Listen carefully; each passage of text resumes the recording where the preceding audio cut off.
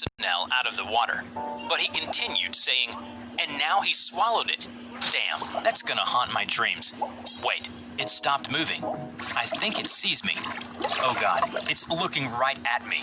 Hello everybody, I'm the Rubber. Today we bring you Scp Foundation Euclid Class Object SCP-1128. SCP-1128, also known as the Aquatic Horror, is an entity that manifests as a massive aquatic predator to anyone given a full description of the being's appearance, through either spoken and written descriptions or visual depictions of the being. Victims infected by 1128 will initially exhibit no abnormal behavior, though some cases show a general aversion to activities involving bodily immersion in water, such as bathing or swimming. If victim ever be fully immersed in water, they will disappear completely under the surface of the water, regardless of the water's actual depth. In most cases, victims will reappear moments later in a panicked state and frantically try to leave the water, while in some other cases, the water will become polluted with blood and debris, confirmed to be the remains of the victim. Victims that have reappeared intact claim that they were transported to a vast ocean, where they are pursued by 1128. Interviews with these individuals carry some risk of further 1128 contamination, as descriptions of the being's appearance trigger further infections. Depends how far along the infection is. At first, it requires full submersion, but over time, it'll take less and less water until you could step in a puddle and fall in. 1128 infection can be treated with Class C amnestics, as it appears memory of the entity or descriptions of it are required for its anomalous properties to take effect. Testing with infected D-Class have shown that wireless communication devices function normally when used by submerged victims affected by SCP-1128. In an experiment, a D-Class personnel was instructed to read from a small pamphlet describing 1128's appearance. Then he was outfitted with diving gears, which has a wireless communication device to allow contact between himself and a professor from the Foundation. He was then lowered into a large tub of water via winch and cable. As soon as he hits the bottom of the tub, he told the professor that it looks like he had landed in a patch of seaweed. He started moving around, and suddenly he saw the scariest thing. The professor refrained him from describing it any further, but wants to know what that thing was doing. "What is it doing?" the professor asked. The personnel replied, "Nothing right now, it's just swimming along. I think it's got something in its mouth." "Is that a whale?" "Holy crap, it is. It's eating a whale. Oh God, look at those teeth." The professor then felt uneasy and quickly instructed his assistant to pull the personnel out of the water. But he continued saying, "And now he swallowed it. Damn, that's gonna haunt my dreams. Wait, it stopped moving. I think it sees me. Oh God, it's looking right at me. It's headed this way. Oh God, help me." After a few seconds of hysterical and spouting gibberish, the feed cuts to static. The winch was retracting at full speed when the cable went taut, wresting the winch from its mounting.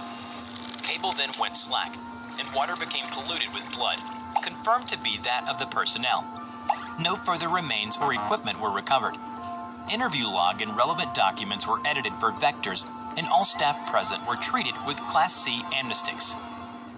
Tracking devices affixed to D-Class personnel used in SCP-1128 experiments reveal that submerged victims are transported to an ocean. After this discovery, one of the doctors asked, "That's where we've been sending those D-Class? How does a short-range wireless communicator get such a clear signal from that far away?" Mobile Containment Force MCF Kappa 12 Sea Devils has been assigned to keep unauthorized seafaring vessels out of this area at all costs. MCF Sea Devils has been assigned to intercept and redirect any and all water traffic that passes through their designated patrol area by any means necessary. In one of the testing involving D-Class personnel, D-1732, who had been used for repeated 1128 testing without administration of amnestics, was shown to be able to encounter 1128 in bodies of water normally insufficient for bodily immersion. This effect became more drastic over time, with D1732 developing progressively stronger hydrophobic tendencies, claiming to see 1128 from outside almost any body of water encountered by the subject. Days after initial exposure, D1732 was violently pulled into a glass of water. Unfortunately, no remains were recovered from the incident. Staff witnessing the event were found to be infected by 1128 and administered Class C amnestics. Containment procedures were then updated to include videos and descriptions of this event, and testing involving extended infection of D-Class was terminated. According to experiment log A2, a D-Class was equipped with scuba gear and exposed to 1128, placed into a standard protective shark cage and lowered into water. There was no response for a few seconds. Then the line went taut and was severed at a point beneath the water. Remains of the D-Class, as well as jagged steel fragments, presumably remnants of the cage, surfaced shortly afterward. In the next experiment, experiment log A3, the same result occurred. A few hours later, MCF Sea Devils reported to have found an intact shark cage, floating beneath the surface of patrol area near one of their vessels. Item was retrieved and confirmed to match description of cage used in experiment A3. Cage was undamaged, but found traces of human DNA and feces of indeterminate origin. No further remains of D-Class found.